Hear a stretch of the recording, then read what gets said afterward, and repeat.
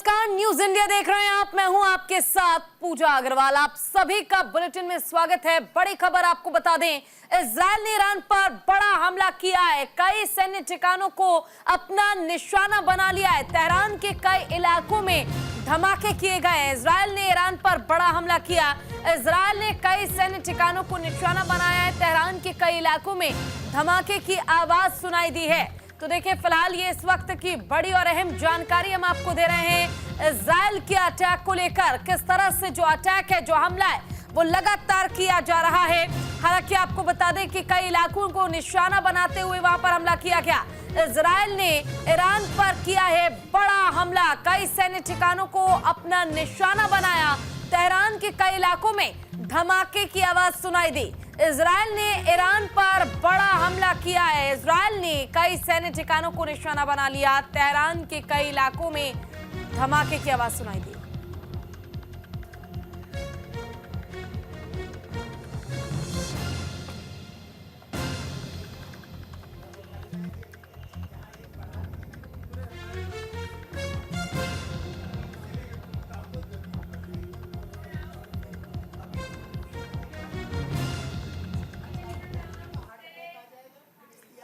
तो देखिए, Israel versus Iran, आखिर ईरान के खिलाफ 3 चरणों में हमले किए गए हैं। पहला चरण ईरानी एयर डिफेंस पर केंद्रित था।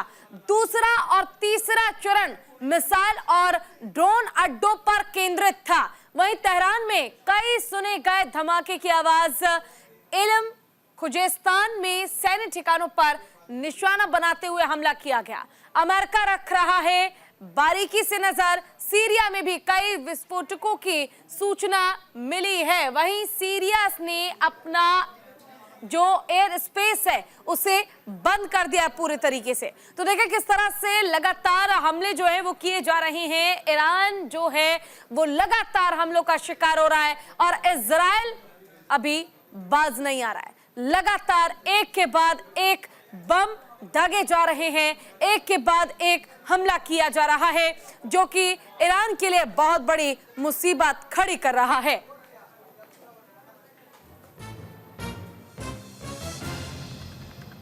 तो देखिए, ये तस्वीर भी हम आपको दिखा रहे हैं किस तरह से धमाके के बाद के हालात आप देखेंगे।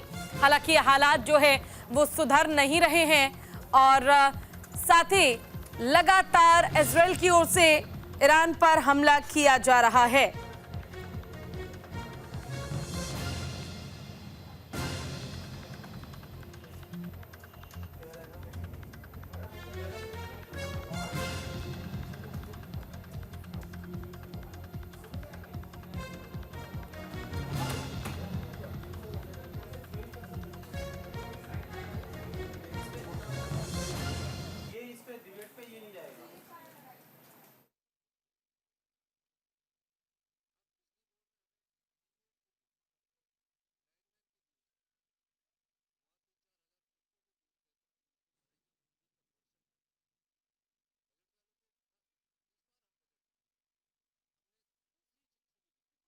जानकारी हम आपको दे रहे हैं, जहां इजरायली सेना जो है वो ईरान पर लगातार निशाना साध रहे हैं, लगातार हमले कर रहे हैं और इन हमलों के बीच सबसे ज्यादा जो जरूरी है लोगों की सुरक्षा, वो असंभव सी नजर आ रही है।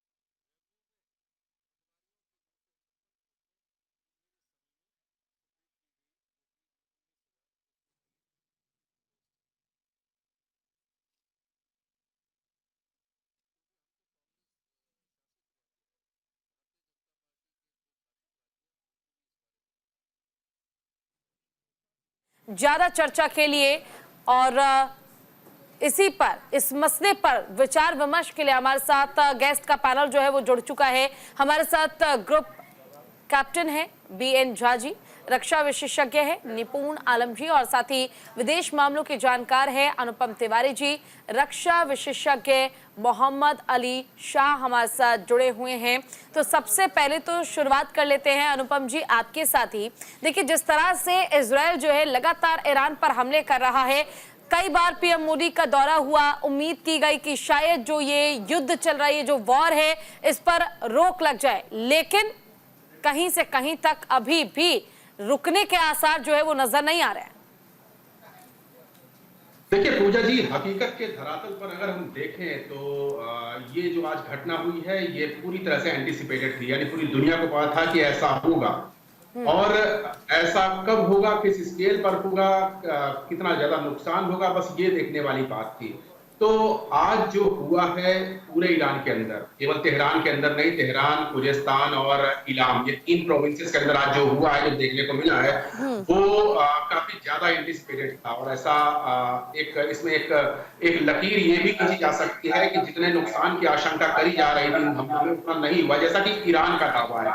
ईरान कह रहा है कि ज्यादातर अटैक जो मिसाइल अटैक्स हुए हैं उनको हवा में ही रोक दिया गया है एयर सिस्टम के माध्यम से। लेकिन उसके बाद भी हम आपकी तस्वीरों में देख रहे हैं कि कहीं न कहीं धमाके हुए हैं, आग की लपटें उठ रही हैं, यानी कि जरूर कुछ जान माल का नुकसान हुआ है।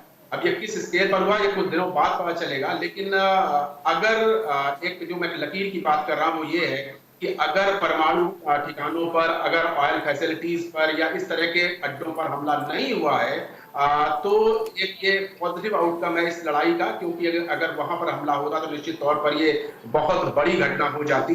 मुझे लगता है इजराइल ने थोड़ा मैच्योर्ड ढंग से काम किया है, उसने प्रिसाइज अटैक्स किए हैं और चुन चुन करके डिफेंस इंस्टॉलेशंस को निशाना बनाया है।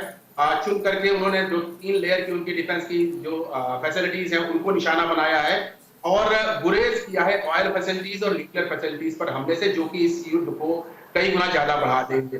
लेकिन यहाँ पर अब देखने वाली बात यह होगी कि ईरान का रिटेलिएशन क्या होगा। आपने PM मोदी का जिक्र किया, निश्चित तौर पर PM मोदी समेत भारत समेत तमाम विश्व के ऐसे देश हैं जो शांति के पक्षधर हैं और उन्होंने लगातार ये कोशिश जारी रखी है कि युद्ध ज्यादा एस्केलेट ना हो, यानी दोनों पक्षों को समझाया जा सके, बात वो माने और फिलहाल रोका जाए। तो मैं आज की घटना में थोड़ा सा पॉजिटिव आउटकम यही देख रहा हूं कि इजराइल ने जो अटैक किया है, निश्चित तौर पर वो अटैक उसको करना ही था। उनके ऊपर एक प्रेशर भी था, उनकी खुद की जनता का एक प्रेशर था कि ईरान ने उनके ऊपर एक पर को 200 से ज्यादा मिसाइलें दागी थी, उसका बदला कब लिया जाएगा।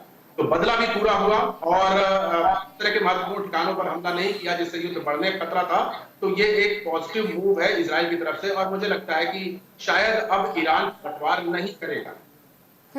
ठीक है, मोहम्मद अली जी आपके पास आना चाहूंगी और आप तो रक्षा विशेषज्ञ हैं, आपसे जानना चाहेंगे। देखिए, जैसा कहा गया कि इजराइल की जनता जो है वो इंतजार कर रही थी कि 2 कदम बढ़कर जो ईरान ने हमला किया था उसका जवाब दिया जाए, लेकिन इसमें देखिए दोनों ही देशों का नुकसान काफी ज्यादा हो रहा है। और जैसा कि अभी सर ने भी कहा, अनुपम जी ने, कि अब जो है ईरान हमला नहीं करेगा, क्योंकि अब ईरान को भी ये पता चल चुका है कि अगर हमला किया तो मुंह तोड़ जवाब देने के लिए इजराइल भी इंतजार में बैठा हुआ है और वो जवाब बेहतर तरीके से दे सकता है। लेकिन क्या वाकई जो ये युद्ध अभी हुआ, जो हमला अभी हुआ, इसका अनुमान अगर पहले लगाया गया था तो वाकई अब ईरान की ओर से कोई फैसला नहीं लिया जाएगा या फिर कोई कदम नहीं उठाया जाएगा, इसकी उम्मीद करना सही है? चांस मैं मान रहा हूँ, मैं कह रहा हूँ कि ईरान हो सकता है कि चुप ना बैठे, वो जवाबी कार्रवाई करे। और ये कहना भी गलत नहीं हुआ कि वो शायद कुछ भी ना करे, वो जवाबी कार्रवाई पलट के बाहर ना करे। तो इसको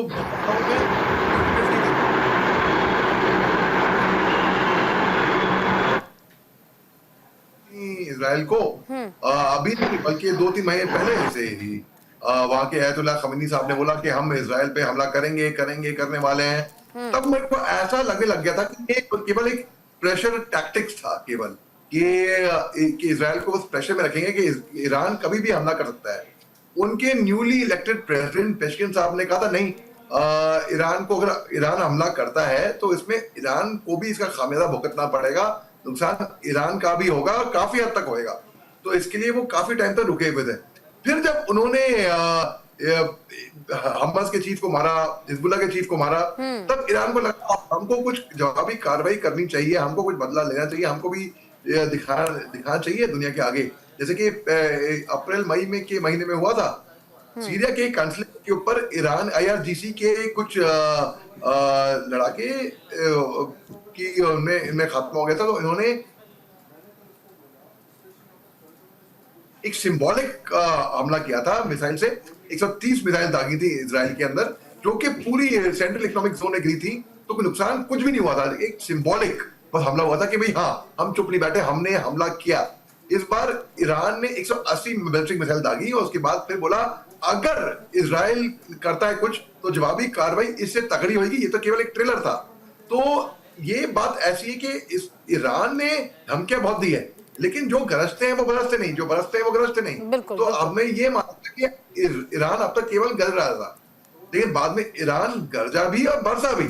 तो अभी ये कहना 50-50% होगा कि ईरान क्या पलटवार करता है या ईरान चुप बैठेगा इसके ऊपर। जी ठीक है निपुण जी, लंबी चुप्पी के बाद इजराइल ने ईरान पर हमला किया और आखिरकार ये जो हमला था ये वाकई मुंह तोड़ जवाब के तौर पर भी देखा जा सकता है और इस तौर पर भी देखा जा सकता है कि अगर ईरान इजराइल को कम समझने की कोशिश कर रहा है या हल्के में हाँकने की कोशिश कर रहा है तो ये गलती वो बिल्कुल ना करे, क्योंकि अगर नुकसान झेलने के लिए तैयार है इजराइल तो वाकई घात पहुंचाने के लिए भी, हर उस नुकसान का बदला लेने के लिए भी इजराइल तैयार है। और ये बात ईरान को समझनी होगी और इस हमले के बाद कह सकते हैं कि अब ईरान को भी समझ में आ रहा होगा कि अब फिर से अगर जवाबी हमला किया गया या कोई इधर से युद्ध हुआ तो फिर मुसीबत में ईरान फंस सकता है, क्योंकि कहते हैं ना, जो अभी आलम जी ने भी कहा कि जो गरजते हैं वो बरसते नहीं और जो बरसते हैं वो गरजते नहीं है।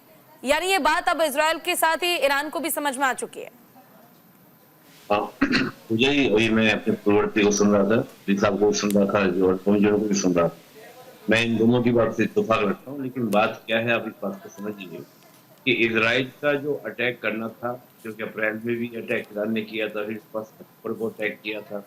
इसके बाद इजराइल अगर किसी तरह से ईरान के ऊपर कार्रवाई ना करता तो ये इजराइल के ऊपर एक अत्यधिक प्रेशर होता जो ईरान के प्रॉक्सीज हैं, चाहे वो आपका हिजबुल्ला हो, हमास हो, हूतीज हो या इराक और सीरिया में जो उसके काम कर रहे हैं, उनके ऊपर एक अलग सा जो प्रेशर इजराइल ने बनाया था वो कहीं ना कहीं रिलीज हो जाता और उसको हमले ज्यादा बढ़ते। लेकिन मैं इन हमलों को कैसे देख रहा हूँ, मैं इन हमलों को ऐसे देख रहा हूँ कि जैसे पता नहीं मुझे प्रैक्टिकली लगेगा ये बात, ये नहीं, लेकिन मुझे फिक्सिंग सा लग रहा है। क्योंकि जिस प्रकार से एक प्रिस्क्राइब अटैक किए गए, यानी कि पूरा जो अटैक किया गया वो IRG के जो सेंटर्स हैं, अड्डे हैं, उनको अटैक किया गया। इजराइल का दावा यह है कि हमने जितने भी उसका मिसाइल सिस्टम थे, यानी कि जो उसकी मिसाइल बनाने की फैक्ट्री थी, उन सब पर अटैक किया, या जो दोबारा कभी हम पर अटैक ना कर सके उसको हमने क्या कर दिया, डिस्ट्रॉय कर दिया। इधर ईरान का वर्जन अपना ये है कि हमने कोई ज्यादा नुकसान पहुंचा नहीं है, और नुकसान नहीं पहुंचा इसलिए नहीं पहुंचा क्योंकि हमारा जो एयर डिफेंस सिस्टम था वो बहुत एक्टिव था। एक तो उसके पास में S-300 है और दूसरा एक ब्रार करके है जो उसने खुद तैयार किया है, ब्रार 373। ये खुद इजराइल ने तो ईरान ने तैयार किया है, S-400 के जैसा उसको बोलता है कि उसके जैसा ही है। और हमने उसको काफी क्या कर दिया, नुकसान पहुंचने नहीं दिया। हमने हवा में क्या करते हैं, ब्लास्ट करके हवा में क्या डिस्ट्रॉय करते हैं। और दोनों तरह की वीडियो आपको देखने में आ रही होगी। एक वीडियो ये भी आ रही है कि जमीन पे मिसाइल गिरती है और काफी अच्छा आपके गोले उड़ रहे हैं। कुछ ऐसी भी पिक्चर्स आ रही हैं जो आपके आसमान में ही क्या हो रहा है, आपके मिसाइल्स को डिस्ट्रॉय कर दिया जा रहा है। तो दोनों बातों मुझे सच्चाई लग रही है। हाँ क्या कि इस पूरे अगर ये आपका वॉर होता, अटैक होता, और जैसे हम देख रहे हैं कि 1-2 दिन पहले से, यानी कि जो गर्माती ब्रिक्स के समिट के बाद से तय हो गया था कि अटैक होने वाला है। मैं तो कल ही एग्ज्यूम कर चुका था कि हो सकता है रात में सूचना मिले या कल सुबह तक, यानी आज सुबह तक मुझे ये बात जानकारी मिल जाए कि अटैक हो चुका है। इस प्रकार का हम देखें तो ईरान के सोशल मीडिया में भी, ईरान के मीडिया में भी, इजराइल के मीडिया में भी खबरें चलनी शुरू हो गई थी। तो मुझे ऐसा लग रहा है कि पूरा एकदम से फिक्सिंग था कि तुमने हम पे अटैक किया, हमने तुम पे अटैक किया। आप सोचिए, ईरान के द्वारा इजराइल के ऊपर 181 मिसाइल दागे गए, लेकिन एक भी वहां पर नुकसान नहीं हुआ, कोई नुकसान नहीं पहुंचा। तो ये कहीं ना कहीं ईरान का ये था कि भाई हिजबुल्लाह को हमको सपोर्ट करना है, हिजबुल्लाह को दिखाना है कि हम आपके साथ हैं। हसन नसरुल्लाह मारे गए थे, उसके बदले को हमको एक रिटेलिएट करना है, तो हमने करके दिखा दिया ताकि हिजबुल्लाह जो है वो एक्टिव रहे। इधर से इजराइल के द्वारा भी अटैक किया गया। और आपने देखा कि इसके अंदर अमेरिका का स्टैंड क्या, अमेरिका ने कहा भाई इस अटैक में हम इन्वॉल्व नहीं थे, एक भी हमारा जो सैन्य अड्डा था उसको इस्तेमाल नहीं किया गया, उसको यूज नहीं किया गया। उधर आप देखिए सबसे ज्यादा जो इस पूरे हमले में चिंता में था या डर में था वो था आपका सऊदी। देखिए सऊदी को लगातार आप देखें कि 11 अक्टूबर को ही ईरान के द्वारा धमकी दे दी गई थी, किसी ने भी अगर इजराइल के अटैक में मदद की तो हम किसी और को टारगेट करेंगे नहीं करेंगे, लेकिन सऊदी का जरूर हम लोग क्या कर देंगे, हाल खराब कर देंगे। सऊदी इतना डरा हुआ था कि वो ब्रिक्स के समिट में भी नहीं गया। रीजन क्या था कि जब ईरान ने इस प्रकार की धमकियां दी तो अमेरिका के जो सेक्रेटरी वो मिलने गए सऊदी के प्रिंस से, कहा भैया टेंशन मत लेना, कुछ भी होगा हम तुम्हें आश्वासन देते हैं, आपको सेव कर लेंगे।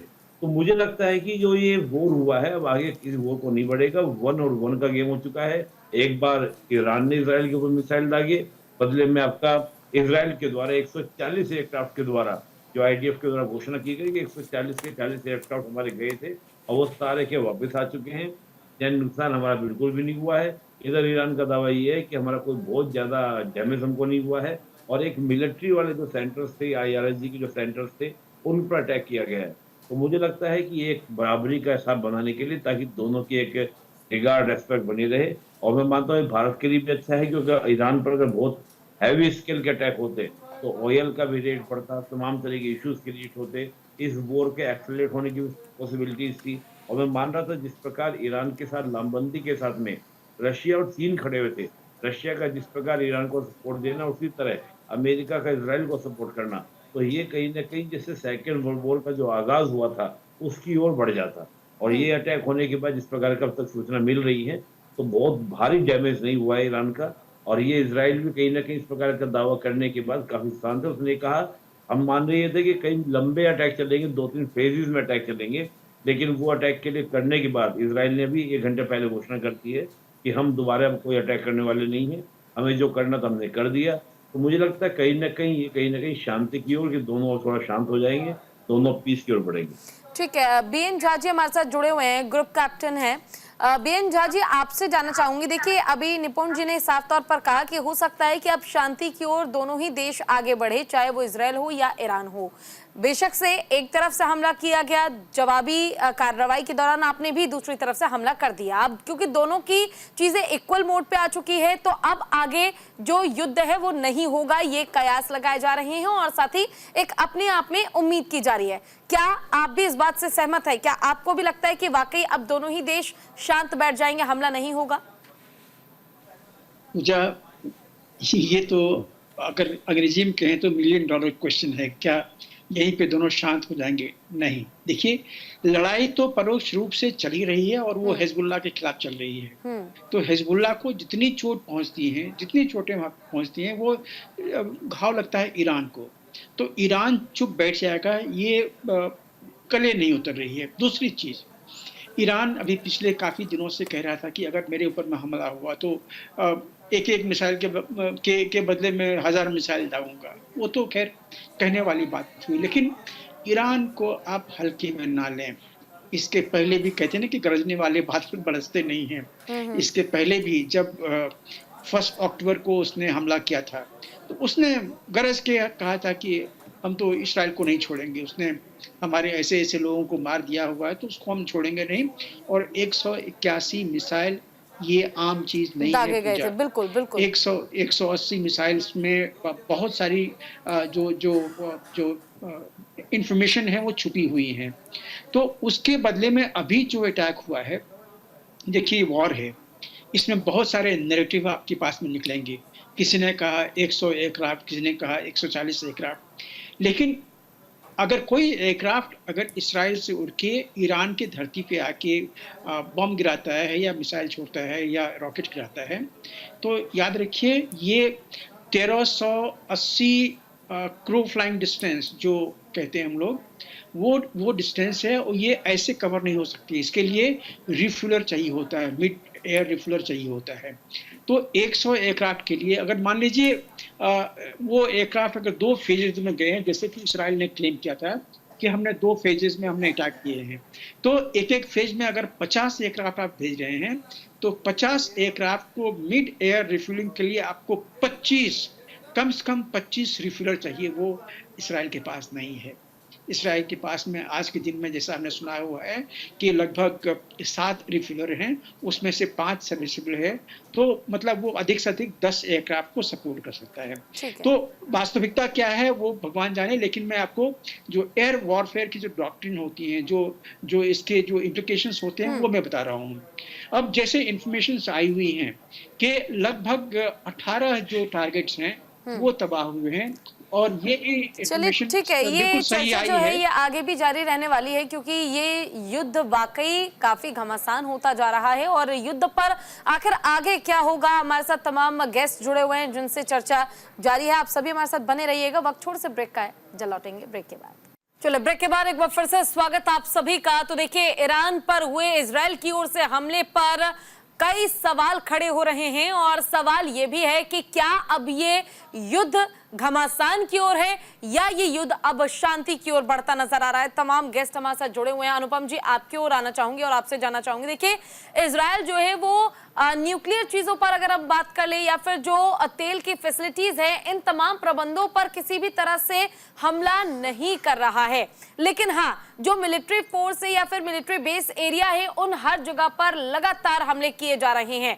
इजराइल का ये कहना है कि ईरान जो महीनों से हमला कर रहा था, इसी का जवाब हम दे रहे हैं, और उनकी जो भी मिलिट्री फोर्स है या फिर जो एयरबेस तैयार किए गए हैं वहां पर हमला किया जा रहा है। लेकिन जिस तरह से हमले किए गए हैं, और कह सकते हैं एक पूरी प्लानिंग के साथ, प्लॉटिंग के साथ कि आखिर कहां हमले करने हैं, किस चीज को नष्ट करना है, ये सब कुछ तैयार करने के बाद ही इस चीज को अंजाम दिया गया।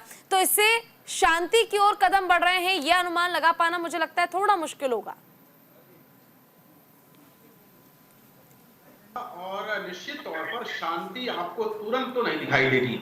देखिए, एक चीज समझने वाली यहाँ पर ये है कि ईरान हो चाहे इजराइल हो, ये दोनों बॉर्डर शेयर नहीं करते हैं, यानी कि इनके आसपास ट्रूप्स की जो लड़ाइयां होती हैं वो फिलहाल देखने को नहीं मिलेंगी। ये बेसिकली एक ऐसा युद्ध है जो कि बहुत कम देखा जाता है। ईरान और इजराइल लगातार एक दूसरे से लड़ाई लड़ रहे हैं, लेकिन ईरान डायरेक्ट ना आकर के अपने प्रॉक्सीज को आगे कर रहा है, और जो कि इजराइल को नुकसान पहुंचा रहे हैं, चाहे वो हिजबुल्लाह हो, चाहे हमास हो, चाहे हूती हो, ये लगातार इजराइल से लड़ रहे थे, और इन तीनों को ईरान का जबरदस्त बैकअप था।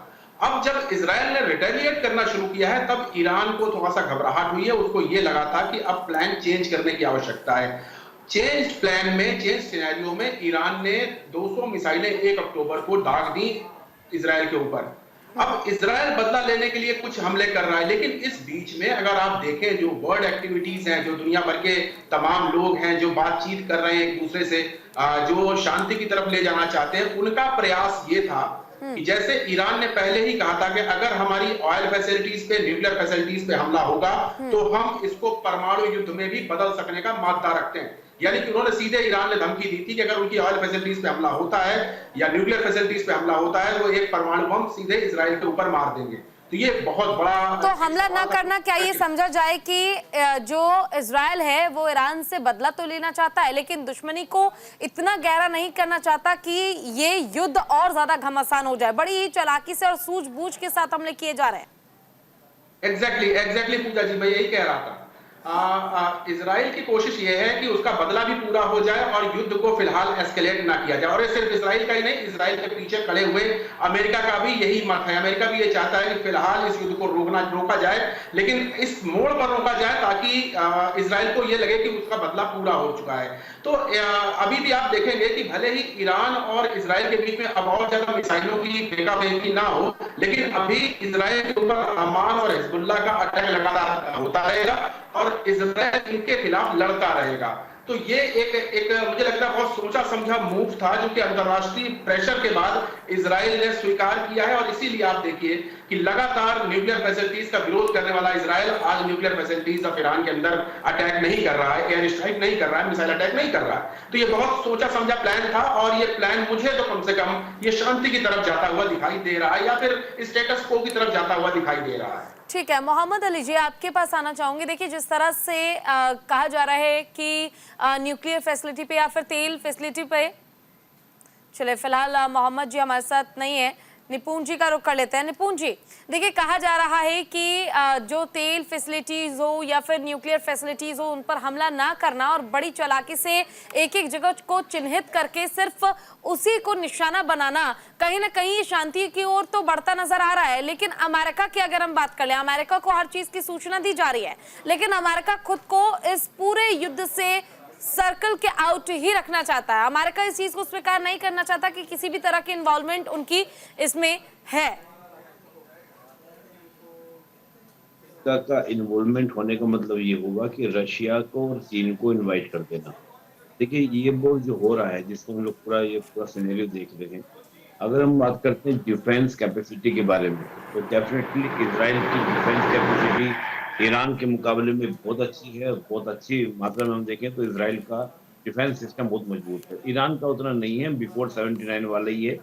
ये जरूर है कि चाहे वो इजराइल की हम बात करें, ईरान की हम बात करें, इजराइल ने कभी घोषणा नहीं की कि उसके पास एटॉमिक वेपन है, लेकिन काफी बड़ी मात्रा माना जाता है कि इजराइल के पास में न्यूक्लियर वेपन है और ईरान भी न्यूक्लियर वेपन बनाने के क्या है काफी नजदीक है। तो जब इस प्रकार का मसला हो, जिस प्रकार से आप देखें कि रशिया ने जिस प्रकार से ईरान के पक्ष में लामबंदी दिखाई है और अभी आप देखते हो ब्रिक्स का समिट हुआ, ब्रिक्स के समिट में पेजेशकियान जो थे, ईरान के प्रेसिडेंट जो थे, वो आपका ब्रिक्स समिट में पार्टिसिपेट करते हैं, भारत के पीएम से बात भी करते हैं, ब्राजील और आपका जितने भी आपका चाहे चीन हो या रशिया हो, सभी के प्रेसिडेंट से मिलते भी हैं। और इस प्रकार का कि जिस प्रकार का शो ऑफ इजराइल करता है कि उनकी वोट चलने के बाद भी 7 अक्टूबर के बाद भी उनकी लाइफ एकदम स्मूथ चल रही है, इजीली चल रही है, वैसा ही प्रदर्शन ईरान भी करने का प्रयास करता है। तो मैं ये देखता हूँ कि जब इस प्रकार का मैटर होता है, देखिए इंटरेस्टिंग बात क्या थी, 2-3 चीजें बड़ी इंटरेस्टिंग होती है। जैसे ईरान ने कहा था कि अगर हमारे ऊपर अटैक हुआ तो हम तुरंत क्या करेंगे, कार्रवाई करेंगे और 1000 मिसाइल क्या करेंगे, इजराइल के ऊपर दाग देंगे, छोड़ देंगे। अभी तक मैं देख रहा हूँ कि इजराइल की IDF ने या इजराइल की गवर्नमेंट ने इजराइल के अंदर किसी तरह की कोई चेतावनी जारी नहीं की है। इसका मतलब वो श्योर है कि ईरान हमले करने वाला नहीं है। हालांकि कुछ लोगों का कहना ये भी है कि इजराइल और ईरान के बीच में एक बात देखी जाती है, टेंडेंसी देखी जाती है कि जो रिटेलिएट होता है वो थोड़ा दिन बाद होता है, थोड़ा लेट होता है। लेकिन जिस प्रकार से हम देख रहे हैं कि हमलों के बाद अमेरिका के द्वारा, अब अमेरिका का आप जो कोस पूछ रहे हैं, अमेरिका का कोस ये है कि अमेरिका के जो वहां पर अड्डे हैं या अमेरिका के जो अलाई हैं, जैसे मैंने पहले ही कहा था, इस पूरे हमले में सबसे ज्यादा डरा हुआ है वो कौन आपका सऊदी। सऊदी इतना घबराया हुआ था कि ईरान ने जब धमकी दी वो बैठा, फिर वो ब्रिक्स में पार्ट करना चाहता था सऊदी, लेकिन ब्रिक्स का पार्ट इसलिए बना क्योंकि अमेरिका ने उसको मना कर दिया। अमेरिका उसको डर ही था कि अमेरिका पर सेशन न लगा दे, इधर ईरान हमसे नाराज, इधर अमेरिका नाराज, हम करेंगे क्या। और ईरान के लिए सऊदी को टारगेट करना बहुत ईजी है। पहले भी हम देखें जो यमन के हुतीज हैं, उन्होंने हुतीज ने सऊदी के जो अरामको कंपनी है उसके ऊपर अटैक तक किए थे और कई बार जो उसके टैंकर्स हैं जो सऊदी के, उनके ऊपर कई बार हमले हुए, वो आपका IRGs ने भी किए, इसके अलावा हुतीज ने भी किए। तो सऊदी को लेकर तनाव था, UAE को लेकर तनाव था, यानी कि पूरे मिडिल ईस्ट को लेकर तनाव था। और जिस प्रकार से ब्रिक्स या रशिया और चाइना की जो जुगलबंदी चल रही है, रियलिटी में जो ये वॉर है, ये तो अमेरिका और आपका सऊदी और अमेरिका और दूसरा आपका चीन और रशिया का ये वॉर है। और यहाँ पर क्या था कि अगर ये वॉर बढ़ता है तो ये कहीं ना कहीं पक्ष में जाता आपका रूस के और चीन के। चीन तो लगातार दबाव बना रहा है, इधर आपका साउथ चाइना सी में ताइवान के ऊपर या नॉर्थ साउथ कोरिया का जो तनाव चल रहा है। रशिया भी चाह रहा है कि ये वॉर बढ़े, क्योंकि ये वॉर बढ़ेगा तो उतना ही ज्यादा रशिया के ऊपर जो यूक्रेन का दबाव है वो कम होगा। तो यहाँ पर अमेरिका की पूरी सावधानी थी, बहुत सावधानी से अमेरिका ने एकदम घोषणा की है कि बहुत लिमिट और बहुत सीमित सा अटैक हुआ है और बहुत ही चिन्हित टारगेट को किया गया और इस अटैक में हमारा किसी भी बेस का यूज नहीं किया गया, ये यूएस के ऑफिशियल्स का कहना है। तो मेरा मानना है कि यूएस की चेतावनी भी इसमें काम की है, इजराइल ने अपना बदला भी पूरा किया है। तो सभी पार्टी, ये कुछ ऐसा ही स्थिति में इसको बोलूं तो जैसे इस बार हमारा लोकसभा का चुनाव हुआ, इस बार रूलिंग पार्टी भी खुश, अपोजिशन भी खुश, चुनाव आयोग भी खुश, जनता भी खुश, सब खुश हैं।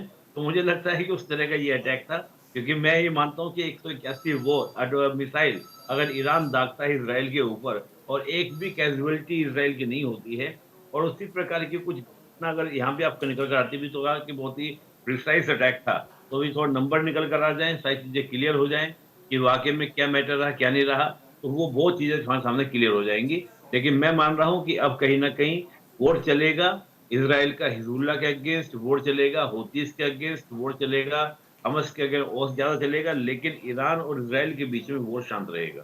चले, ईरान और इजराइल के बीच युद्ध जो है वो शांत रहेगा। मोहम्मद अली जी, क्या आप भी इस बात से इतना ही इत्तेफाक रखते हैं? क्योंकि जिस तरह से निपुण जी ने कहा कि इस बार का लोकसभा चुनाव जो रहा, तमाम पार्टियां जो हैं वो खुश हो गई, तो क्या वाकई अब ऐसी ही स्थिति देखने को मिलेगी? किसी तरह का कोई वॉर जो है इजराइल और ईरान के बीच नजर नहीं आएगा, अगर होगा भी तो दूसरों के साथ, लेकिन आपस में ये लड़ते झगड़ते नजर नहीं आएंगे। सर आपकी ऐसा आवाज, ही हो। हाँ, बोलिए बोलिए। आई विश ऐसा ही हो, और आई विश ये बात बिल्कुल सही निकले। लेकिन जैसे कि मैं पहले बताया कि अभी मैं संभावना 50% देख रहा हूँ। ईरान ने अभी अपना डिफेंस इंक्रीज किया था। ये हो सकता है कि वो साइकोलॉजिकल देखने के लिए अभी आप हमारी ताकत देते हैं, अभी हम ये असला बारूद हथियार देने वाले हैं, और हम मतलब यार अगर हमारे पे हम बिल्कुल कतई चुप नहीं बैठेंगे। तो ईरान फेस सेविंग के सिंबॉलिक मई के टाइम इजराइल में क्या था कि पाकिस्तान के अंदर इन्होंने भी एक स्ट्राइक करी थी। तो ईरान जो है अभी की अगर वो चुप है, उनके लिए काफी ऊपर बात आई। और अगर वो बैक है खामोश, मैं मेच्योरिटी करूंगा, तो आई विश तो ऐसे ही वो खामोश रहे।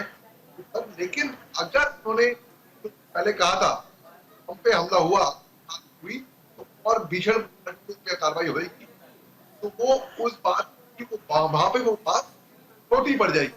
पेस्किन साहब हैं, प्रेसिडेंट है, राष्ट्रपति हैं, उन्होंने एक्सपेक्ट लगाया था ये अगर दोबारा कुछ बढ़ के हुआ तो इससे भीषण कार्रवाई होगी।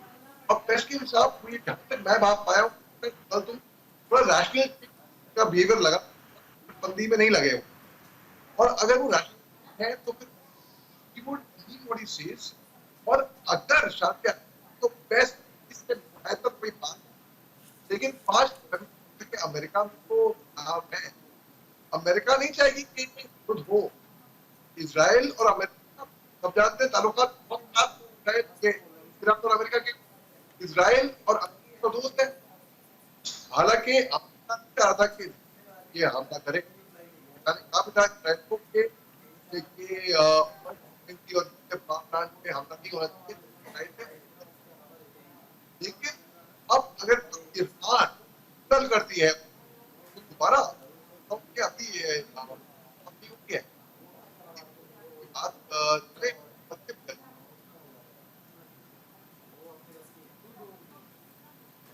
बिल्कुल, देखिए, और जिस तरह से लगातार हमले किए गए और हमले का जवाब अब मिलेगा, इसको लेकर खबरें अनुपम जी बीच में ये भी आई हैं कि जो इजराइल की ओर से ईरान पर हमला किया गया, बेशक से हम सब चर्चा कर रहे हैं, बेशक से बात की जा रही है कि चीज़ें शांत हो जाएगी, लेकिन जो ईरान की न्यूज़ एजेंसी है उनकी ओर से जानकारी ये भी निकलकर सामने आई है कि चीज़ें अब शांत नहीं होगी।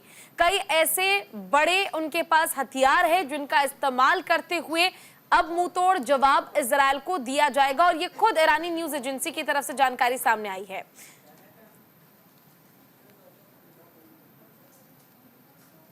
अनुपम जी, ईरान की तरफ से कुछ कहा जाएगा, इजराइल की तरफ से कुछ कहा जाएगा, ईरान कुछ संदेश देना चाहेगा, इजराइल कुछ संदेश देना चाहेगा। तो ये बयानात का दौर चलता रहेगा। लेकिन ईरान की तरफ से जो आज कहा जा रहा, मैंने भी वो न्यूज पढ़ी है, जब ईरान कह रहा है कि जो अटैक्स हुए हैं उनका बदला इजराइल से फिर से लिया जाएगा। लेकिन हकीकत यह है कि ये ज्यादातर इस तरह की खबरें सिर्फ अपनी आवाम को मैसेज देने के लिए फैलाई जा रही हैं। ईरान चाहता है कि उनकी आवाम के अंदर एक तरह की बेचैनी ना पड़ जाए कि हमारे ऊपर हमला हुआ है तो हम when we are going to retaliate, इस तरह से आवाम को शांत रखा जाए, इस तरह बयान दे करके और एक बड़ी पिक्चर के ऊपर काम किया जाए। और देखिए, ईरान तो लगातार अपने एक मुद्दे के ऊपर काम कर ही रहा था। जैसे मैंने पहले बताया था कि उसने अपने प्रॉक्सीज को आगे किया हुआ है और वो लगातार इजराइल से लड़ रहे हैं। हिजबुल्लाह हो, चाहे हमास हो, चाहे हुतीज हो, ये सब के सब इजराइल से लगातार पूरे साल से 1 साल से ज्यादा हो गए लड़ाई लड़ते जा रहे हैं। ईरान सिर्फ और सिर्फ इनको बैकअप दे रहा है। ईरानियन रिवोल्यूशनरी गार्ड्स ही इनको ट्रेन करते हैं, जो भी प्रॉक्सीज हैं ईरानियन रिवोल्यूशनरी गार्ड्स ही इनको हथियार मुहैया कराते हैं, इंफॉर्मेशन मुहैया करवाते हैं और तमाम तरह से बैकअप देते हैं। तो वो लड़ाई चलती रहेगी, लेकिन इस तरह के जो डायरेक्ट हमलों का जो दौर था वो शायद अब हमको जल्द देखने को नहीं मिलेगा। हाँ, अगर वो ऐसे बयान नहीं देंगे तो निश्चित तौर पर उनकी आवाम अपनी सरकार से ही सवाल पूछेगी कि साहब हमारे ऊपर इतने बड़े हमले हो गए हैं, आप कब हमला करने जा रहे हैं। तो युद्ध की दशा में कई मोर्चों पर एक साथ चीजें मैनेज करी जाती हैं। ईरान भी फिलहाल यही कोशिश कर रहा है। तभी देखिए आप बार बार ये भी मैसेज दे रहा है कि पहले वो कह रहे थे कि हमारे एयर डिफेंस सिस्टम ने सारे के सारे एयर स्ट्राइक्स को निष्क्रिय कर दिया है, हमारे ऊपर कोई हमला हो ही नहीं पाया, सफल नहीं हुआ। कुछ घंटों के बाद ईरान कहने लगा नहीं साहब थोड़े बहुत मिसाइलें गिरी हैं, उससे बहुत कोई किसी तरह कोई नुकसान नहीं हुआ है। लेकिन कुछ घंटों के बाद अब ईरान ये कह रहा है कि नहीं हल्का फुल्का नुकसान हुआ है, लेकिन वो इतना बड़ा नुकसान नहीं है जिससे हमें घबराया जाए, हम घबरा जाएं। एयर स्पेस भी खोलने की बातें हो रही है ईरान के अंदर। तो एक तरह का मैसेजिंग का ये दौर चल रहा है। लेकिन जैसा मैं बार बार कह रहा हूं कि अंतरराष्ट्रीय दबाव इन दोनों देशों के ऊपर है, ब्रिटेन हो, अमेरिका हो या फिर फ्रांस हो या फिर कनाडा हो, तमाम बड़ी पावर्स इनको लगातार प्रेशराइज कर रही है कि फिलहाल मिडिल ईस्ट में जंग एस्केलेट नहीं होनी चाहिए। देखिए जंग रोकने के लिए भी कोई काम नहीं कर रहा है, ये बड़ा दुर्भाग्य है। बिल्कुल जंग रोकने के लिए जो काम कर रहे हैं, जैसे भारत देश है, इस तरह के देश कुछ काम कर रहे हैं, लेकिन अभी भी इनको बहुत मेहनत करनी पड़ेगी। लेकिन बेहतर ये रहेगा कि स्टेटस को मेंटेन हो जाए मिडिल ईस्ट के अंदर, लड़ाई और ज्यादा ना बढ़ के, और फिर धीरे धीरे बातचीत का रास्ता अख्तियार किया जाए। जैसा पीएम मोदी ने भी कहा है कि किसी भी समस्या का हल लड़ाई से नहीं होता है, आपको बातचीत की टेबल पर बैठना पड़ेगा। तो भारत ने स्पष्ट संदेश दिया है और आज नहीं तो कल ये सारे देश इस संदेश को समझेंगे और बातचीत के लिए तैयार भी होंगे। लेकिन फिलहाल जो मौजूदा वक्त पर हो रहा है उसमें बेहतर यही होगा कि लड़ाई अब और ना भड़के, ईरान अब ज्यादा रिटेलिएट ना करे और इजराइल भी अब बड़े हमले करने से बाज आए। बिल्कुल निपुण जी, देखिए जिस तरह से शांति की ओर एक सवाल ये भी खड़ा किया गया कि कोई भी देश शांति बहाल हो जाए इसके लिए आगे पहल नहीं कर रहा है, क्या दोनों देशों के बीच आमने सामने से भी युद्ध होने की संभावना आगे जताई जा सकती है? क्योंकि बाकी जो तमाम देश हैं वो इस युद्ध में अपना इन्वॉल्वमेंट नहीं देना चाहते हैं। हर एक देश चाहता है कि उनकी अपनी सुरक्षा हो और वो बैकफुट पे रहे। देखिए अंतर्राष्ट्रीय संबंधों में कहा जाता है कि तो nothing is the permanent in the international relation, और यहाँ सब जो होते हैं अपने अपने इंटरेस्ट से लोग जुड़े होते हैं। अभी मैं जो कह रहा हूँ कि फिलहाल का खतरा टला है। जो एक ये था कि अगर इजराइल अटैक करेगा, इजराइल के बाद फिर ईरान की ओर से जो कार्रवाई होगी, मुझे लग रहा है कि वो अभी खतरा नहीं है जिस प्रकार का हम ये खतरा महसूस कर रहे थे। लेकिन इजराइल और ईरान का जो कॉन्फ्लिक्ट है ये तो बहुत पुराना कॉन्फ्लिक्ट है, चलता रहेगा, ये रुकने वाला नहीं है। अभी बस ये है आपको देखना ये होगा कि भाई जो आपका हमास के ऊपर एक्शन लिया जा रहा है, हिजबुल्लाह पे जो एक्शन लिया जा रहा है, वो कितने दिन लंबा चलता है और इजराइल इस पूरे एक्शन में कितना कामयाब होता है। ऐसा तो होने से रहा कि ईरान इजराइल जो है सारी बातें भूलकर अब जैसे आपका यूएई और इजराइल एक हो गए थे अब्राहम अकॉर्ड के थ्रू, ऐसा एक हो जाएंगे, ये पॉसिबिलिटीज नहीं है। मुझे ये लग रहा है कि अभी के लिए इस खतरे को टाला गया है क्योंकि ऑलरेडी इजराइल जो है दो मोर्चे पे पहले ही लड़ रहा है, चाहे वो हमास को लेकर बात करें, हिजबुल्लाह को लेकर बात करें। इस समय इजराइल का भी फोकस नहीं था कि वो क्या करे, ईरान की ओर टारगेट करे, ईरान की ओर हिट करे। लेकिन फ्यूचर में जरूर है कि ये लगातार चलता रहेगा। रीजन क्या है कि देखिए ईरान जो है मिडिल ईस्ट का बादशाह बनना चाहता है और बादशाह बनने में मदद ले रहा है किसकी, चीन की और रशिया की मदद ले रहा है। चीन और रशिया का भी हित है कि ईरान क्या बने, यहाँ का बॉस बने। और देखिए अगर पूरे सिनेरियो को देखें तो ब्रिक्स में कौन कौन मेंबर है, ईरान है, यूएई है, सऊदी बनने वाला था, लेकिन सऊदी के ऊपर अमेरिका के सेशन आदि न लगे तो सऊदी इसका हिस्सा नहीं बना। तो चीन चाह रहा है कि सारा इस्लामिक जो वर्ल्ड है ये एक हो जाए। और आपको याद होगा नहीं साहब ने पहले ही जब हसन नसरुल्लाह की डेथ हुई उसके बाद ही हमने साहब ने कहा था कि सब बातें भूलकर शिया सुन्नी क्या है, सारा इस्लामिक वर्ल्ड एक हो जाए। लेकिन ऐसा हुआ नहीं, कोई भी देश साथ में खड़ा नहीं हुआ।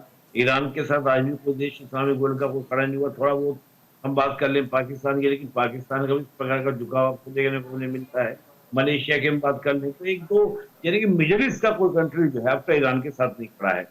तो बात ये है कि जब ईरान के उसका कोई मैटर नहीं बना तो उसमें तो दिखता है कि सऊदी हो, यूएई हो, ये सारे देश जो हैं कहीं ना कहीं नियर बाई हैं अमेरिका के, और अमेरिका के नियर बाई होंगे इसराइल।